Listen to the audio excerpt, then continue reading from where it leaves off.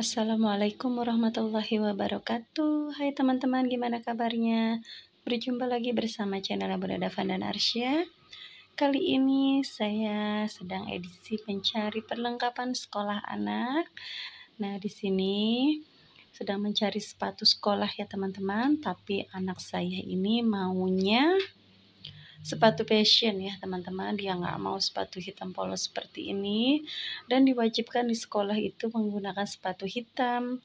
Nah, karena ini melihat temennya ada yang pakai warna bebas, auto kepingin. Itulah anak-anak ya teman-teman, kalau nggak diturutin pasti ngengkel dan ngeyel karena melihat temannya boleh, sehingga menularlah keinginan itu.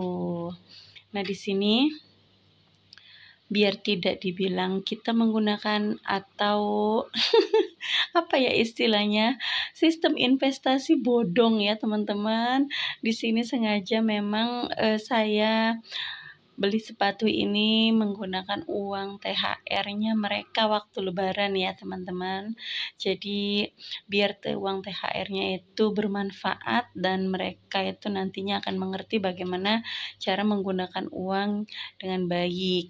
Sehingga uang itu kalau tidak ditabung, tidak hanya habis digunakan untuk jajan atau beli mainan.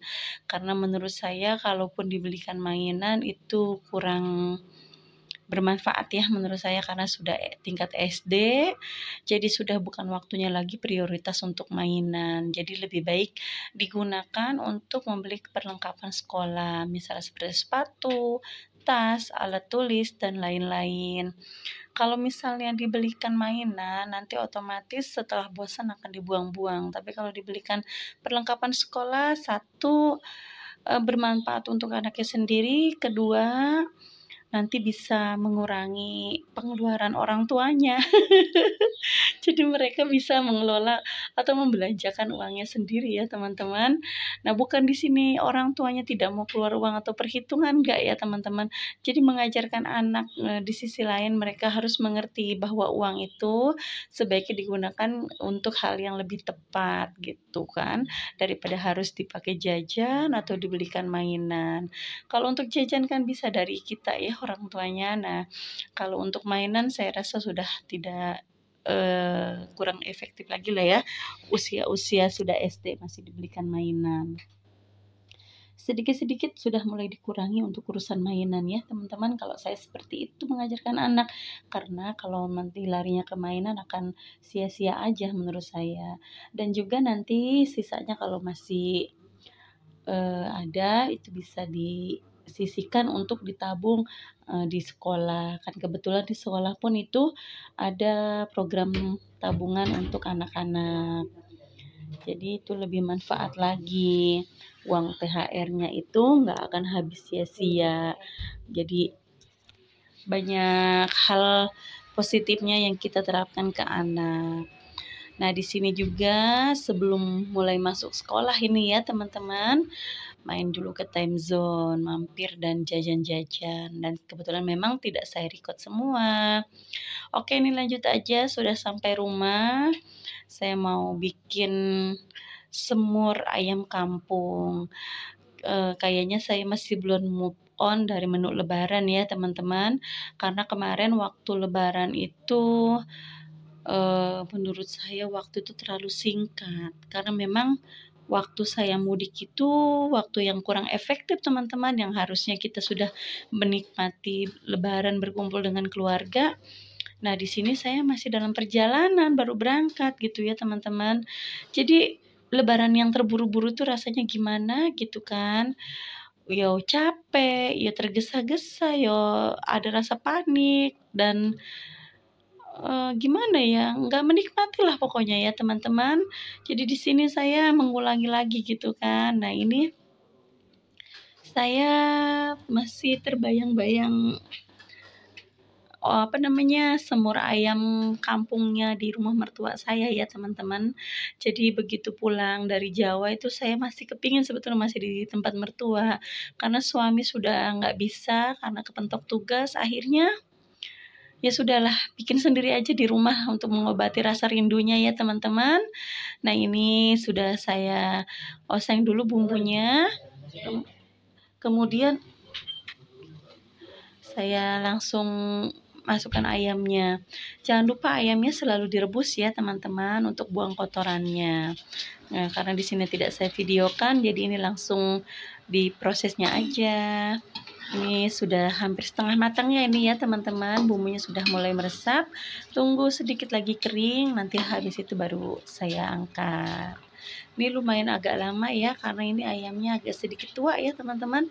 Jadi agar dagingnya empuk gitu. Nah, ini sudah tinggal diangkat aja. Ini sudah matang nih teman-teman.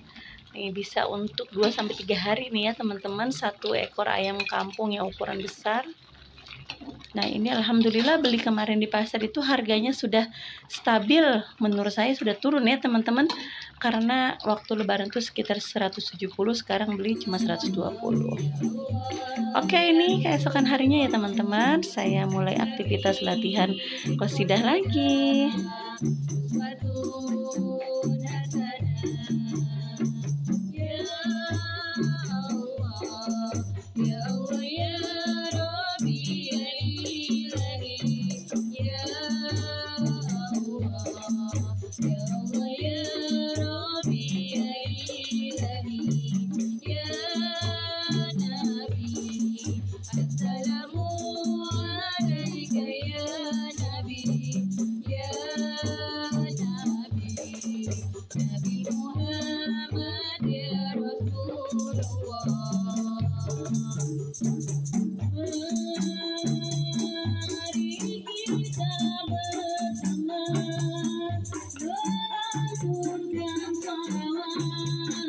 Semoga kita selamat dunia dan akhirat mendapat syafaat.